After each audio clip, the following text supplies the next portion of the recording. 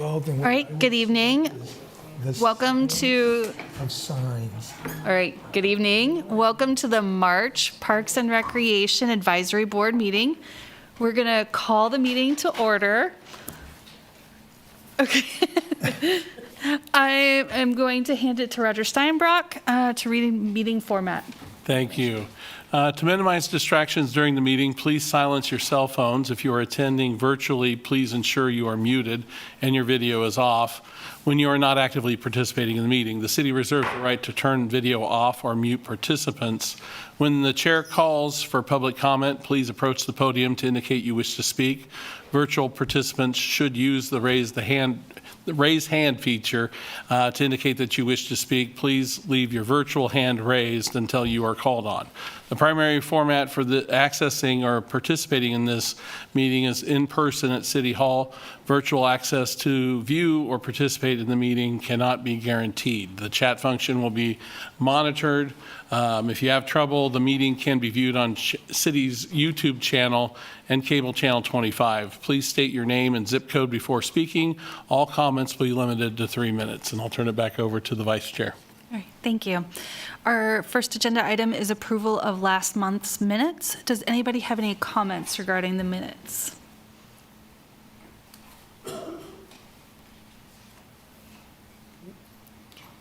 Could I have does anybody have a motion? I'll make a motion to approve last month's minutes. Second. All in favor? Aye. Those minutes are approved. Our next agenda item is public comment. Is anybody here to offer public comment? General public comment. Let's see. Sorry. Nope. Do you have general public comment tonight? No. Okay, great. And there's no one online either. Thank you. All right, thank you. With that, we'll move to our next agenda item. Our first up is the Municipal Stadium and Hobbs Park Legacy Project.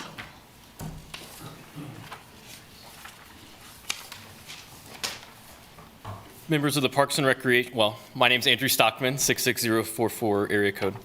Members of the Parks and Recreation Advisory Board, the Municipal Stadium at Hobbs Park Legacy Project would like to provide more information about our group that is actively working towards nomination of Municipal Stadium to the National Register of Historic Places and the Murphy-Bromlesick House to the Kansas Register of Historic Places. My name is Andrew Stockmann, as I said, curator of exhibitions at the Watkins Museum, and the Legacy Project has met 4 times with representatives from the following organizations. They're listed on the next slide there. City of Lawrence staff, including Lee from this advisory board, East Lawrence Neighborhood Association, the Lawrence Preservation Alliance, the Caw Valley Kickball League, the Watkins Museum of History, Hernley Associates, and the Shelley Miller Charitable Trust. Our overall goals for this project are to preserve the stadium, this cultural artifact in our community. Another large-scale goal is economic benefits, and then to leave a community legacy for future generations. And there are several ways we're going to do this.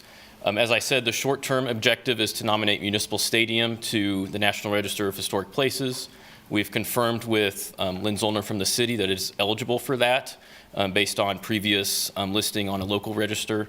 The cost approximately would be around $15,000, depending on the amount of research and necessary time put into that. And then approximate timeline is roughly 15 months. And then also pursuing a nomination for the Murphy-Bromlesick House in Hobbs Park to the Kansas Register of Historic Places.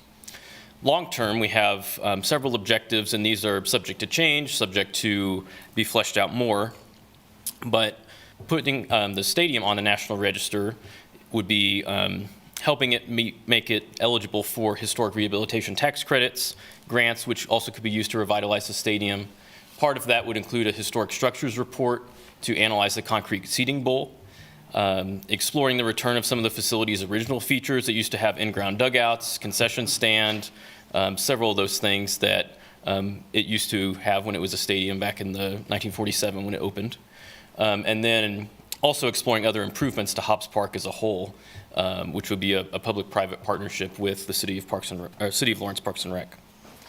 So our project is centered around community value and historical value. That's kind of our why behind this project, and this stadium and this park has a lot of community value. As I mentioned, it will preserve the stadium for future use for generations to come. There's a lot of current use of the stadium as well, mainly through the Kaw Valley Kickball League, still using the facility weekly over the summer. You'll see this very nice photo. Looks like a fireworks celebration. That's not what the smoke is from, but just having hundreds of people pack the stands on weeknights in the summer. Grant and tax credit opportunities. And it's really a critical piece of a diverse neighborhood in our community over in East Lawrence. Reverend Wesley Sims single-handedly saved the stadium and park in the 1970s is what we've been told, and are pursuing just kind of more information on how that happened and looking at old newspapers and things like that to really get that historical element of that community value. And then the iconic mural by Dave Lowenstein adorns the outside of the stadium. The historical value, this photo here is really neat. And I don't think it's from this event in particular, but kind of the main historic value from this stadium is that the Kansas City Monarchs played there of the Negro Leagues in 1949. Buck O'Neil, Baseball Hall of Famer, was the manager of the Monarchs that season. Two-time American League MVP Elston Howard, before he played for the New York Yankees, was a Monarchs outfielder. So that's a really neat historical element at that stadium. I found a Lawrence Journal World article that talks about that in August of 1949.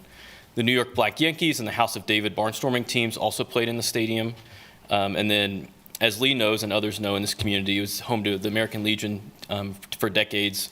John Hadel, Steve Jeltz, hundreds of people that either went on to play maybe in high school or in college or just professionally in John Hadel and Steve Jeltz's case, but then really tying that back to the community and its future use as well. So we have a letter of support from East Lawrence Neighborhood Association and as well from the Kaw Valley Kickball League.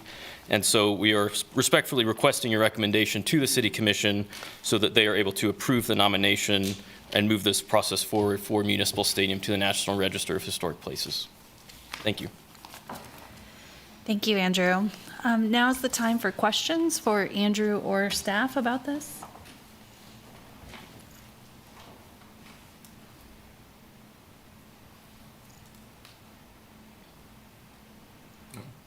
Well, no questions, actually. I'm sorry. I guess I'm you were waiting sorry. for me. I do have to say, Andrew. Well, no, she was seeing if there was any questions from the board. Right. It seems like there aren't any. There aren't any. So, yeah, okay. So I will say that we have met. I've been to one of the organizational meetings. What is it? The Legacy Municipal Project now. Stadium. Yes, Municipal Stadium Hobbs Park Legacy Project. Okay. Which is a mouthful, but we wanted to honor both kind of names of the stadium. Municipal Stadium being the name of the stadium within Hobbs Park, people kind of recognizing it depending on the era they participated at the facility. Okay, and I think as was mentioned, that one of the important things is this is being phased in, a couple of phases certainly, but the first is to get it on the registries, and then that opens up areas of conversation of how we move forward into the future. So.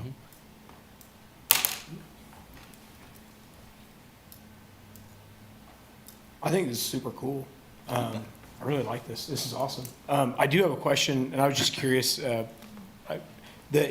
saw you said $15,000. Is that just to get it on the National Register, or is that the? That is to complete. Or is that That's to complete the application form Okay. for the National Register. Gotcha. Which would make us make it where you could get tax. You said historical rehabilitation tax credits. Is what you said. So that's- Opens up a lot of those opportunities. Yes. Staff, any questions? No other questions or discussion from the board at this time? All right, I think at this time we would invite public comment about this.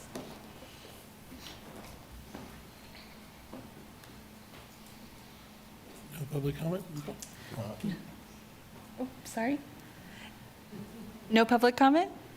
Okay. If you prepared something, come on up. It's going to be a quick meeting otherwise. Hi, everyone. Hi, Parks and Rec Board. Miss you all. My name is Jackie Becker, and I'm an East Lawrence resident and longtime kickball player. I've been playing for 21 years in the Kaw Valley Kickball League. And We have what's called Game of the Week on Sundays at Hobbs Park. That brings out about 500 people, and we have 2 games, a 7 and a 9:30 game. We involve the neighborhood. We have Elna come out. They cook burgers and dogs for the community, so we keep giving revenues back to the community. We have a team of people that clean the park afterwards, and we love our park, and we love our stadium, and so So the barbecuing, that's the smoke. that's the smoke from the barbecue, 100%. That is. Just wanted to make sure that was Yep. clear. Definitely, that's Elna creating that smoke from their burgers. But the park is aging from a seating standpoint. You get up in those seats and it's concrete and kind of hurts your butt, And there's a lot of cracks in the stadium right now when there's water damage and stuff. And it's a really special place for us as kickball players and in our community. I mean, it's my favorite park to go to, and I think this would be a fantastic way to start the process of protecting this park and making it useful for the historical side, to get not just adult kickball players, but hopefully younger people to play at this park and to really share the history of what this park has to offer. And trust me, Lee has all the stories about the history. If you have any questions, he can truly tell you. It's been an important piece of his life too, and I've learned so much from what he shared. But just from a kickball perspective and a neighborhood perspective, I would absolutely, love to see this happen. Thank you. Any questions? Thank you. All right. Okay. No other public comment. We'll continue discussion. Any other comments, discussion, or questions among the board? Yeah, I still have another question. Andrew, can you talk about where those $15,000 are coming from to fund this? Sure. So we're still discussing that, and several groups have already made financial commitments to help fund that $15,000. I think we would be about halfway there, depending on what we are starting out with. But Caw Valley Kickball League and Shirley Miller Charitable Trust and Elna have committed funds to this project, ranging from, I think, $1,000 to $2,500 in those amounts for now, and we would pursue other funding avenues as we progress. Okay, thank you. It sounds like a great collaborative project. Agree. Any other comments? We are asked to take action to show support for this group, to have the City Commission receive their proposal to be placed on the National Register of Historic Places. Is anybody willing to make a motion? Motion. Okay, thank you, Taylor. Second? I'll second. Second. All in favor? Aye. Aye. Aye. Thank you. Thank you for the presentation. Thank you, guys. Thank you.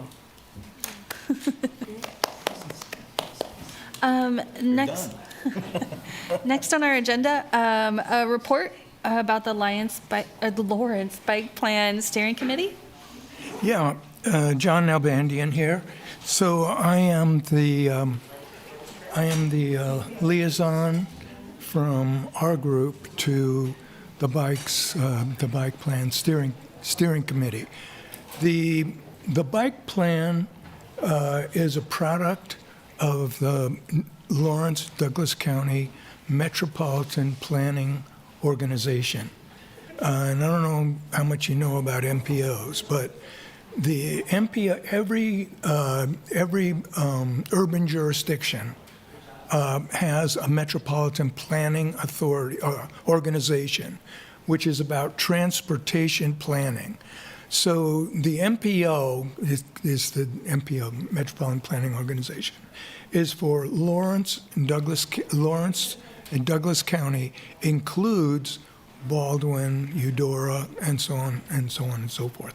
So it's really a countywide product plan. If anyone is interested in MPO, there's a little something that I got off the website here about Metropolitan Planning Organization. It's really interesting to see that it's dedicated to transportation, and that's why planning for transportation issues, and that's why the bike steering committee is an outgrowth of the Metropolitan Planning Organization. The staff is for the MPO consists of the city's planning staff and the county, the other jurisdictions have some representation on that as well. There is an existing bike plan that I don't know. I really didn't know anything about this, and I went to the meeting. But it is now ready for revision.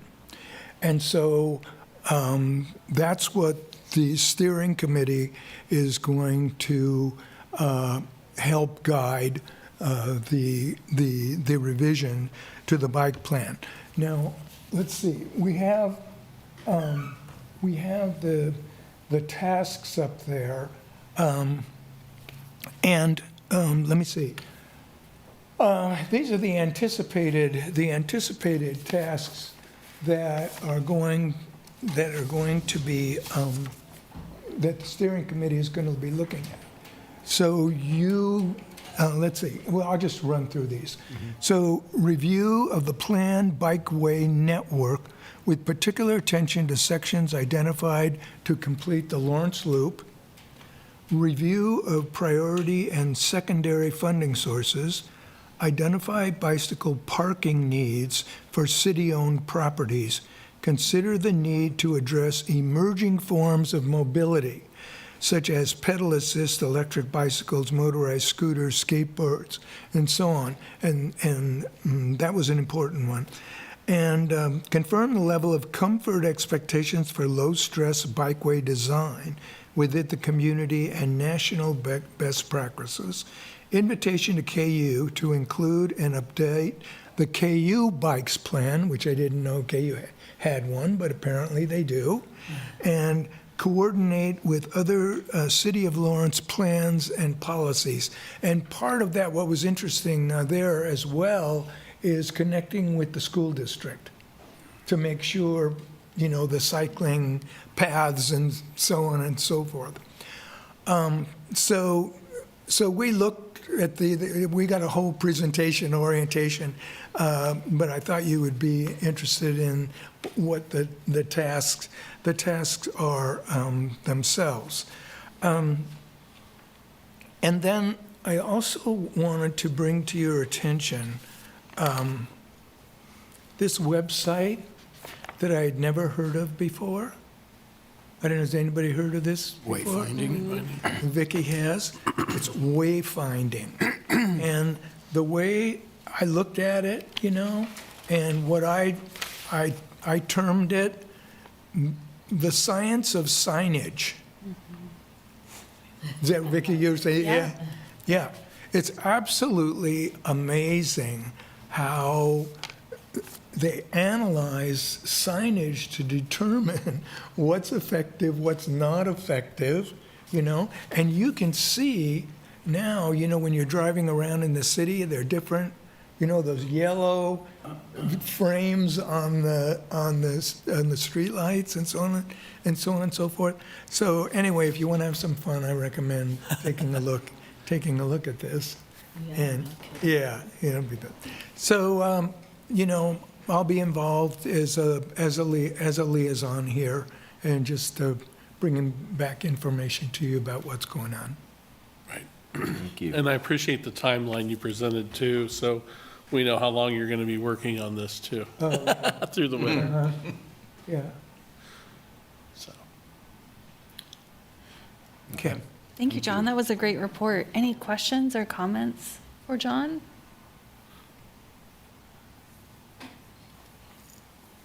One of the things that they did, that was a project that was identified as something important. I don't know how many of you cyclists, but when you go under McDonald Drive now, that was part of the plan to do that.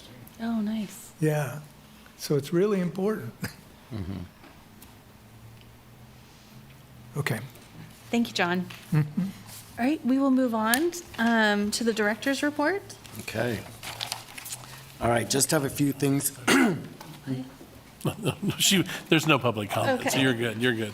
All right, just a couple of things to update everybody on. One is the pool. As I've said, we'll keep you updated on that. We are still undergoing some schematic design with a couple of ideas that have been proposed for not just the aquatic side of it, but now looking at the bathhouse and improvements to that and potentially the admission area.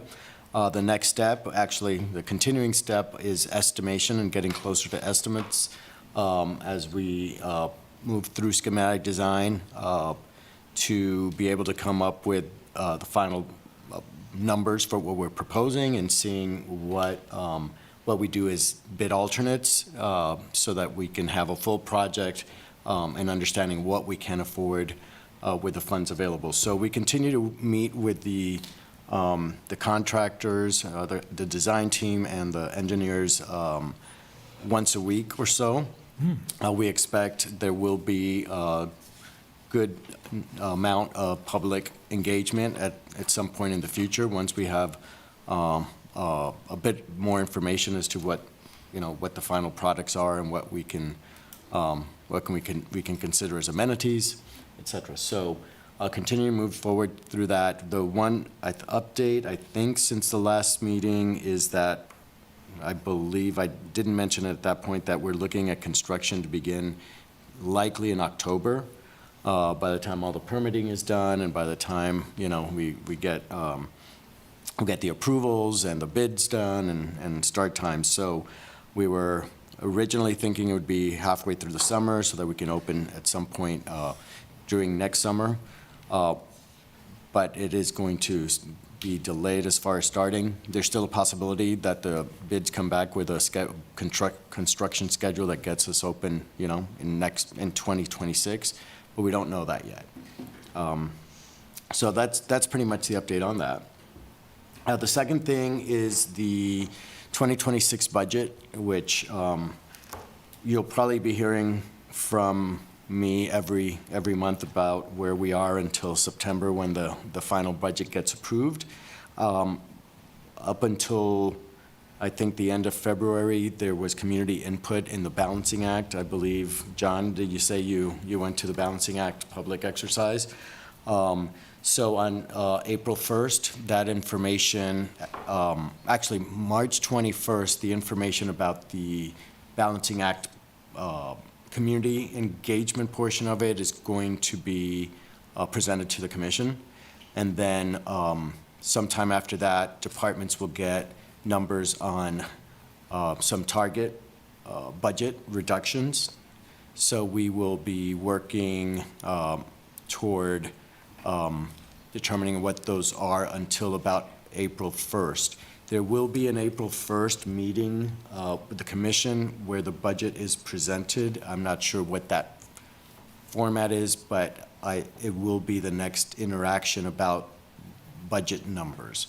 So we are hoping, encourage those who are interested to attend or watch and listen to what the commissioners are giving us direction to do. Which then we will work through for the next several months in trying to get those numbers tight. Now, I will say that we know we will have to have budget reductions to the tune of $6.5 million across the city in 2026. We will have, as Parks and Recreation, a big share of that, not a majority share, but a good share of that.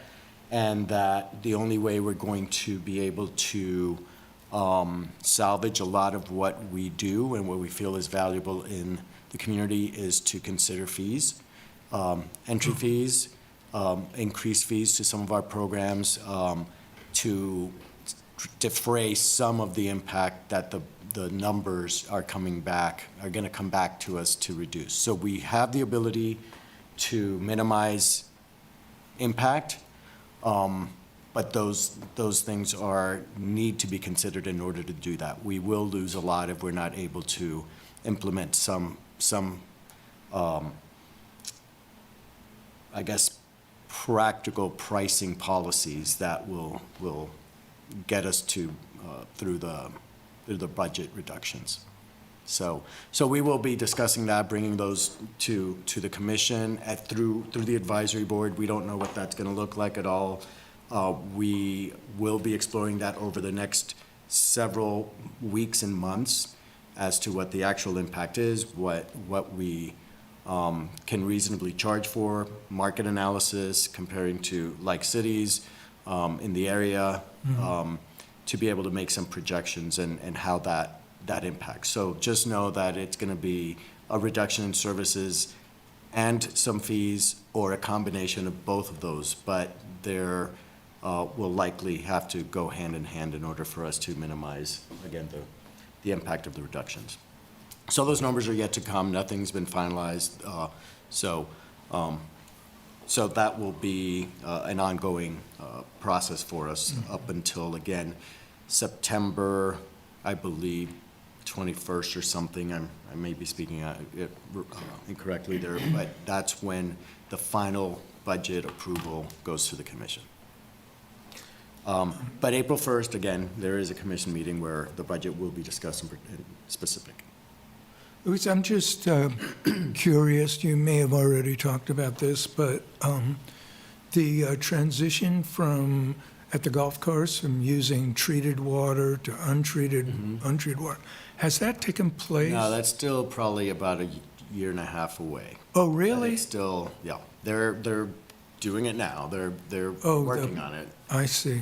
But I think they said the testing starts in March of next year or so at some point next year, Yeah, they're shooting for completion at the end of the year, they're hoping. end of '26. No, 25, they're hoping to have it constructed, Oh, okay. but we'll see. Oh, okay. So how does that figure into the budget calculation? It will help us significantly, but until it's done, we hate to count on it. So, basically, we know our cost for water now. That should reduce us significantly, but the project has to happen first. So I don't know that we could project a savings in '26, but surely by '27, we will be seeing savings. Yeah. So we can't budget for them just yet because Yeah, so you may be we need making to cuts complete that the budget don't by have to September. be made. Right. That's So- too bad. Okay, you had a question too. Yeah, I didn't know if we're allowed to ask questions about what you're talking about. Yes. Okay, so for the budget cuts impacting possible reduction of services, I think you said reduction of services / people paying money, I'm assuming you're talking about a monthly fee to go to our rec centers. Is Whether that- it's monthly, annual, or drop day pass or something to that extent. Okay, when you say reductions, are we talking about, you're not talking about closing buildings? Is that on the At this table? point, we're not talking Okay. about closing buildings. And then not a reduction in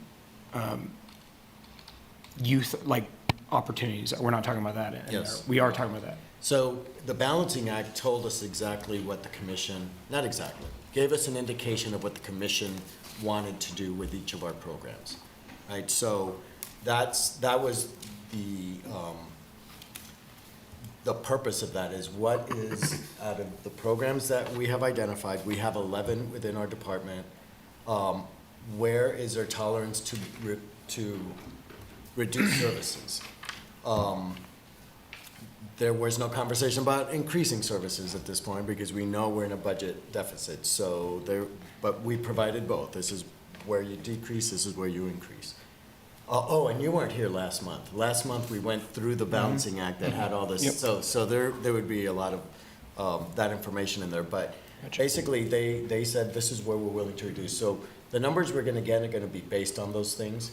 The unique position that we are in is that we are able to create revenue through programming, through fees, golf course, fees paid to the golf course, our aquatic center. So we have the ability to defray some of the cuts that they're going to tell us we need to make by potentially not losing programs, because the more you lose programs, the more revenue you lose. But the direction right now is some programs will be greatly affected, others won't, but we're trying to factor sufficient funding through our revenue sources so that we do not have to eliminate those. So if we don't initiate certain fees, we will have to reduce programming and youth and adult sports.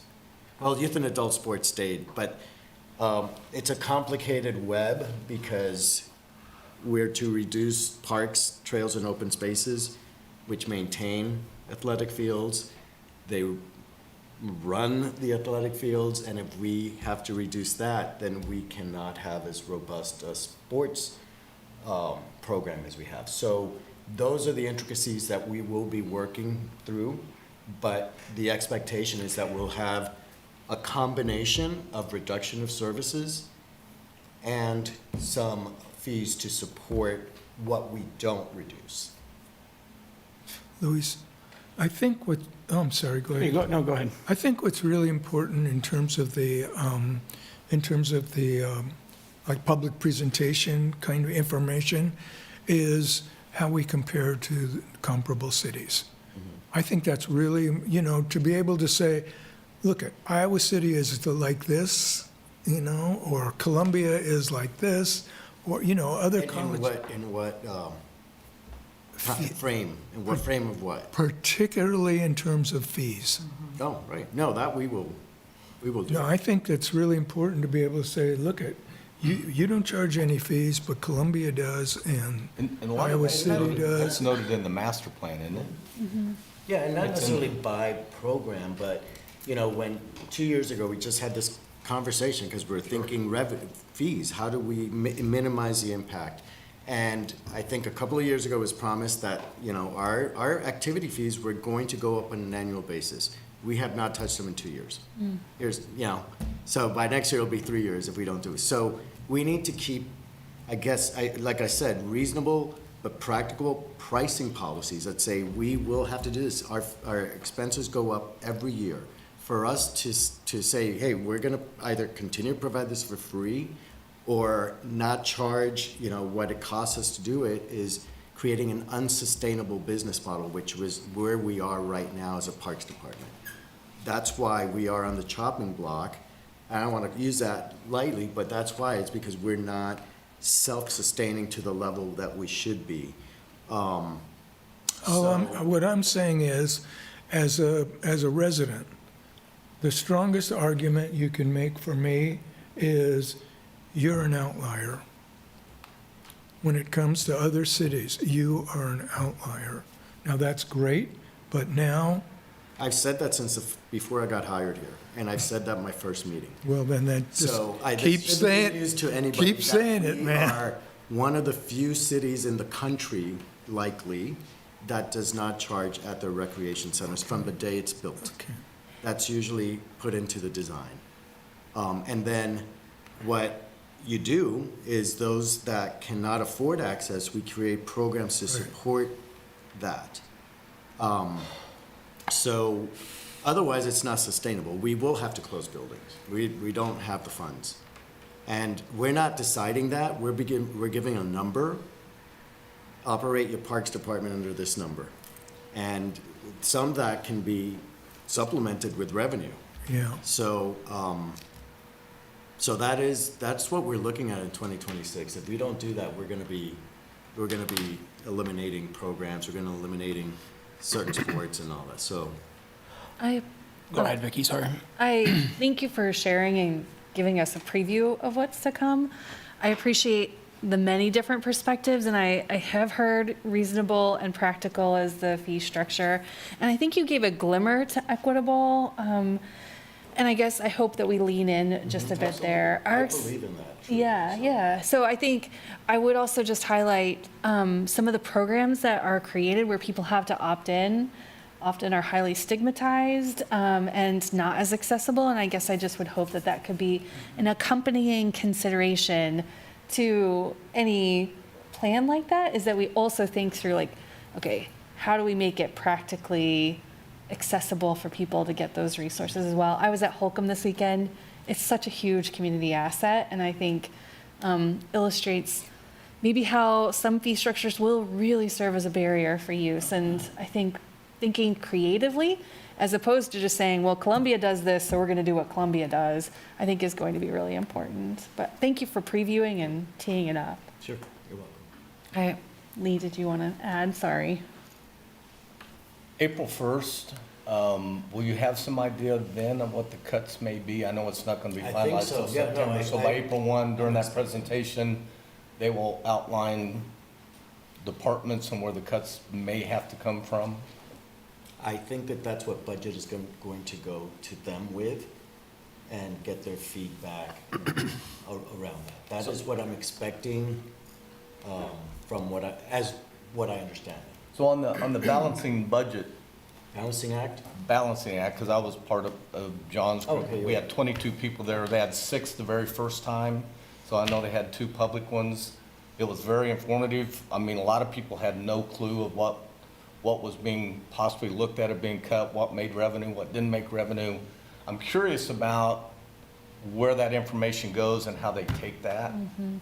Because I know we had 5 or 6 different groups that had different ways of balancing the budget. And I never knew where that went. I believe that will go to the commission on the 21st of March. My understanding is that will be, this is what the community has said. And then get guidance. These are, Yeah. I don't meet on a regular basis with the agenda committee and, for the commission, but what we talked about timeline-wise, I believe that's what happens on the 21st, depending on what the commission says, okay, this is, because, the commission's already decided not decided, but they gave their input already. So now budget and the city manager's office want to say, okay, this is what we heard from the community. Now what do you want to do, right? And then that will end up with numbers that we get late March, and then in April go to the commission to present. So I don't know that that's how it'll exactly happen, but that is the planned schedule for the budget over the next. Any idea of how many individuals actually did it online? I know it was, I want to if say we the hadn't have been in numbers. this meeting, we wouldn't have had the questions Yeah. answered that we had answered. Well, that's why I wanted to do And this. then by doing it just online, I'm sure they had a lot of questions. No, I understand. I think the number that I heard was in the 700s. Wait, I might have that number here.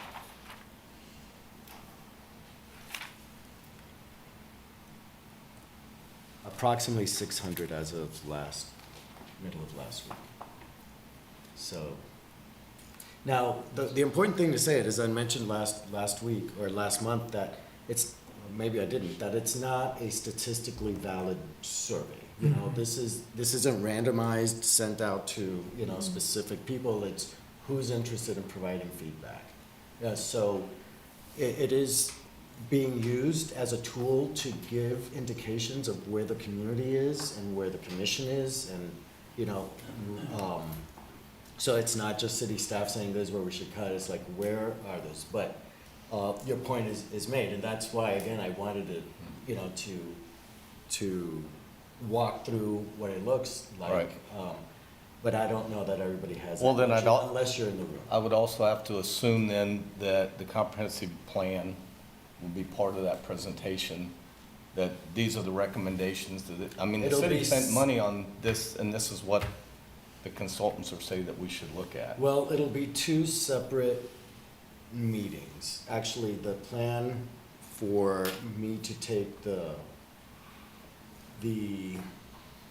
comprehensive master plan is to take that to commission next Wednesday for accepting after, and by the way, so the Cultural Arts Commission also accepted it the following month when they finally met. Tuesday, Oh. next Tuesday. Oh, not next Tuesday to the commission, I'm sorry. But so, but they won't be in the same discussion. Now, they will have access to that comp plan, when they receive it, and we'll talk about some of the highlights. But, the public and the commission is gonna have to kind of weigh out what they want to do. Yes, the comp plan saying that we need to spend the money. and the budget reductions are saying we're over budget for the city in the general fund, and we need to somehow reduce that. So, keeping in mind that the comp plan is not meant to be all done in 1 year, it's a 5 to 7 year plan before you start reviewing it again. So, we can continue to work toward it. It's not, a year 1, year 2, year 3, Right. of course. But if it's meant to be. They will be contradictory. If it's meant to be used as a tool to help offset some of these shortfalls, whether it be charging, whether it be. You mean the that would- financial part? Yes, Oh, okay. that would be an opportunity to present that in the budget presentation, that this is what we found from the comprehensive plan that's being recommended that would help us. Certainly fees are in there. It doesn't say exactly how much Right. we should be charging, but yes, it does say a pricing policy, and it does say, build a sustainable funding stream. But it doesn't give the details. The other things that they does mention are longer term. They're tax incentive type things that take some time to develop, and, so, but the ones that we can do very quickly and in 2026 even, to try to salvage some of the cuts, or, try to, again, minimize some of the cuts, are those fees. Looking at our fees, again, that we said 2 years ago in '23, that they were gonna be raised every year and weren't, we need to remain consistent.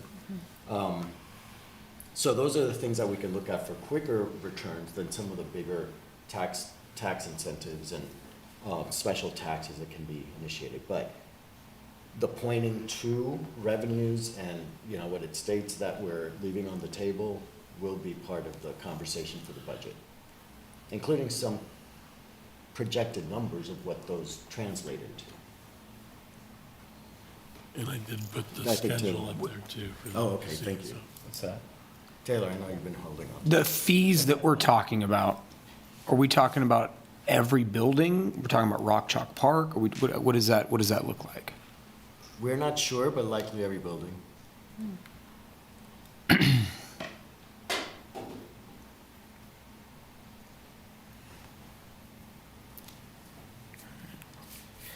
I know I've just been hearing, this has been, a lot of community members have been talking about this lately, and I've heard a lot of They've been talking concerns about it, so. So we give something up. That's the thing. Yeah. We do give up a lot if we don't do that. When we opened Rock Chalk Park, I don't want to go too deep into a debate right now. no, I'm asking a question, I'm genuinely curious, I'm not trying to debate, I'm asking a question. Okay. When we opened Rock Chalk Park back when, was there any conversation about fees then? I will defer to the people that are in the room that were here. I mean, Mark, Yes. you guys have been There were. involved in the comprehensive plan. I've been 3, and each one of them made those type of recommendations. Again, it was just something that they didn't want to ever implement. But the documentation, it's not, there's no single place you can go where it says there will be no fee charged, or, because we went through that. You look for that. We've been through that, trying to figure out, I mean, we even talked about just not charging kids 18 and older. Yeah. And, I mean, there's Yeah. ways to do certain things. I have another question. I know the service levels, I understand that and get it, if we got to make cuts, but how's that going to affect staff when, again, the consultant says how great of Parks and Rec we have, and the one thing he did mention is that we're understaffed for what we do. And if there's going to be cuts, is it going to be people and not rehiring people that leave, or positions, and then service and programs end up having to be chopped because you have less people? I'm afraid we're going to lose people. I'm not so worried about having to charge if we could keep people, or if we have to close buildings and not keep people, because we've got a great Parks and Rec staff, and if we can't refill those positions, then where's that going to put us 5 or 10 years down the road, being even farther behind? Yeah. And we don't have all that information as of yet. We don't have the final number that our target is. And again, I don't know that we'll have that, I think, till March 26th. I'm expecting that we'll have that March 26th. Oh, it wouldn't be on there, that's more of an internal one for us, but, so, yeah, we'll have to see. There's no indication now that we're gonna be, laying off, but I do know that we are not getting immediate responses when we have to fill positions. And right now, we're not filling any vacant positions that we have, to try to minimize any impact to personnel that might have, that the reductions might have later on. So, right now, it's, let's hold tight, let's figure out what we can do, with less staff if we have to plan for 2026. Rather than hiring somebody now that we're gonna look at and say, oh, we can't do this because of the way the budget reductions work. So the city manager's been holding off on most new hires or replacements just to avoid that. I just hope that people understand that, when you don't have the necessary people to mow a park or drag a ball field or do whatever, that services have, I know the staff prides themselves on doing excellent work and they tend to go over and above, but there's a breaking point for everybody to continue to do more with less. At some point, we gotta do less with less. That is. And that's that what we've is gotta the make a motto right decision now. on. The motto is less with less. None of my staff, I've met with all 75 of them within the last 2 weeks, have heard do more with less. We are saying we will do less. How much less we do depends on what we have to cut and what we can regain through new revenue, not existing revenue. We can't even afford to do what we're doing now. So it can't be existing revenue because we're gonna have to reduce expenses, and that correlates with reduced revenue. Less programs, less revenue comes in. We don't wanna do that. We don't wanna do that. We wanna have a robust Parks and Recreation and Culture department, but we cannot afford to have it the way it's funded right now. It won't look the same in June of 2026, once we start the reductions come January 1st, 2026. We will not look the same unless we build some tolerance for what may be uncomfortable for many, and saying, yeah, we need to pay something in order to have what we have. That's a decision that will be made. Somebody's gonna make it, and it might be the commissioners, it might be the community with their feedback, but the decision is there. We don't, the numbers just don't lie. They just work out in a certain way. Ruiz, have you been involved in this kind of, Budget reductions? in the past? No? This is conversations about it. Yeah, actually, I'm going to take that back. During the recession, we did. I wasn't as high up in the chain as I am now. So it was like I was looking at a smaller, less impactful operation than Parks is, especially in this city. Parks are important. We need to value it as such. Parks, recreation, it costs to do this. That's why I think Vicky's presentation can help us document that relationship. With public health, with everything, unmistakable identity, everything. I had a question.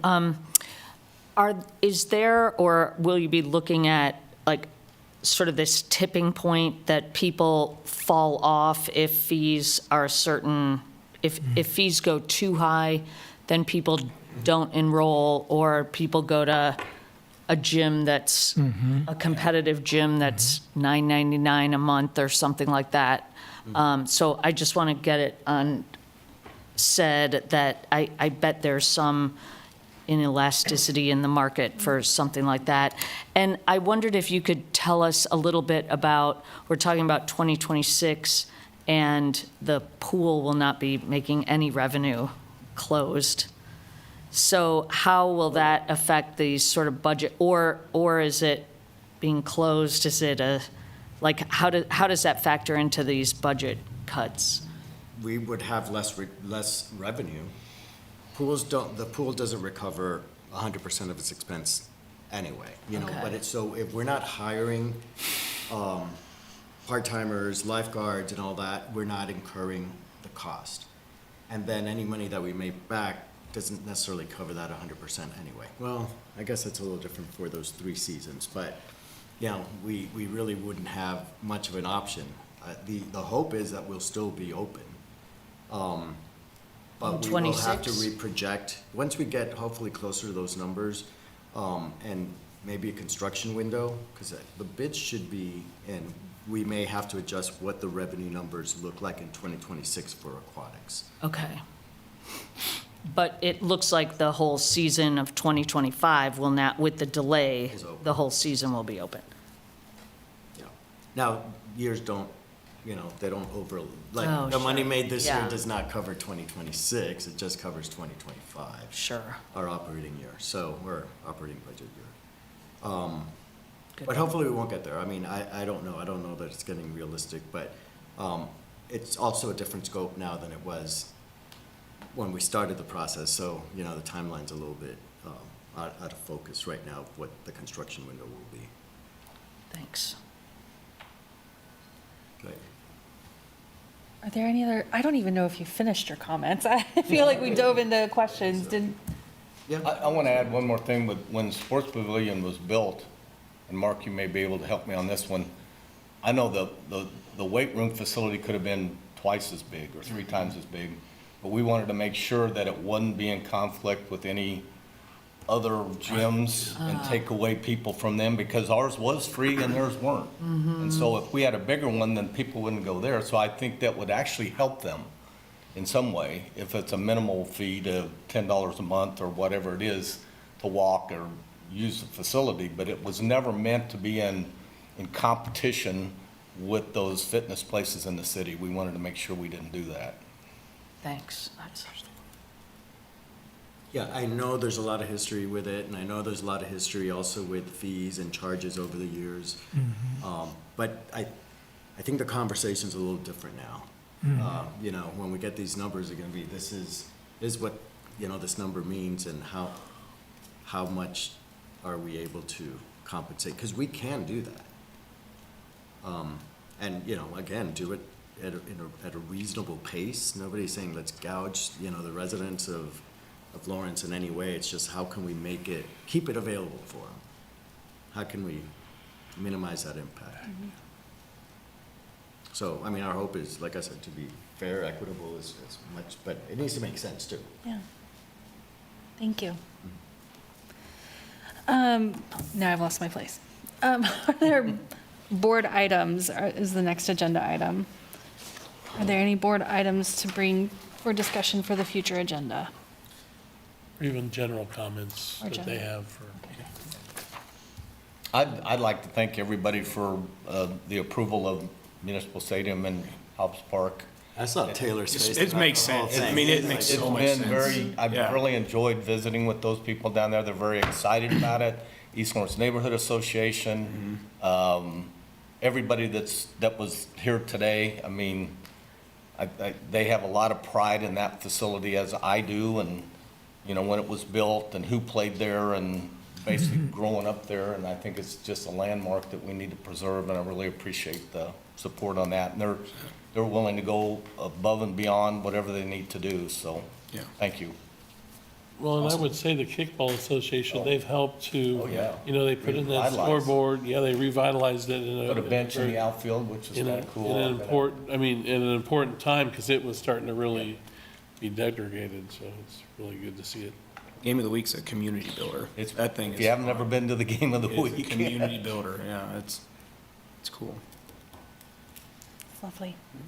Any other comments or additions to the, I just want to say, I appreciate the transparency about, you know, the fees, talking about everything that we have coming up, because that's been a huge thing that I've been hearing out in the community. That Like recently or in previous years? Recently, they've been talking about it, yeah. A lot of our friends and with young kids, and especially we've been very nervous about, you know, youth stuff taking a hit, and so that's been a real concern. So appreciate the transparency about all that. I did have a question for, I don't know if this is for another meeting. The wading pool that is out South Park for the summer, is that going to be something that is open this summer? Okay, because I know it was closed last summer. What is the reason behind that? Just, it doesn't make, We have to pay somebody to No, lifeguard, no. it's the, No, we have to actually tear it apart and rebuild it. Yeah, the infrastructure underneath the concrete all needs to be replaced, so the cost to repair is actually higher than the cost of the facility itself. So we had talked about creating a splash pad there. Okay. So that's in the capital improvement plan. It's just a matter of getting the funding. But right now, we're closed until repaired.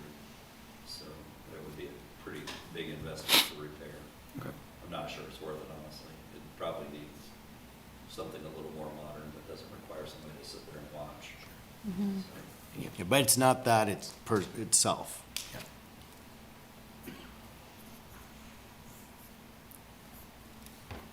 Okay, hearing nothing else, I'm going to move us on. Future agenda items, it looks like the Cameron's Bluff Mountain Bike Trail would like to do a presentation in April. Yeah, I believe it's the 14th is the next meeting. So I mentioned this last month. It is flat, so Friends of Lawrence Area Trails, oh my gosh, Mountain Bike Club, and yeah, the Mountain Bike Club. there's 4 different entities. I believe you Exactly, said. I can't remember them all, but they, it's really an update. The update I provided last month was about an easement that is existing, and that we were determined that that easement has already been executed, so we have access to that. Not that there's any plan on how we're gonna access it, but this was a necessary leg in order for them to continue to have conversations about exploring the area just south of the highway, the 70 up there, as a mountain bike hard trail. So they'd like to come in and make that suggestion, make the presentation, see if there's support within parks to increase that, to do that. It does increase some of our KPIs, which are, bike trails in the area. So there are some things that are attached to them, I believe, in their presentation. They'll talk about how it impacts our strategic plan and how it aligns with what we want to do. So anyway, yeah, I think they want to do that April 14th.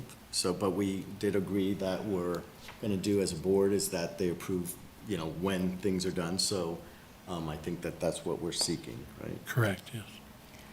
So do I need to take a motion? Yes. Okay, sorry. No, you're- So I'm looking for a motion to approve the addition of the Cameron's Bluff presentation for the April agenda. I'll make a motion to approve that. Thank you. Second. Second. Thank you, Taylor. All in favor?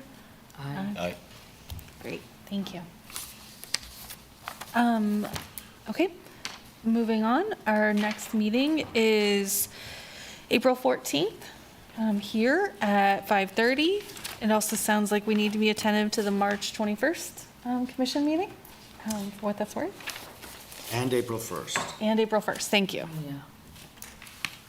That's no joke, right? That's not a joke. Any other items? All right, may I have a motion to adjourn? So move. Second. Thank you. All in favor? Thank you, everybody. Thank you. Thank you all. You.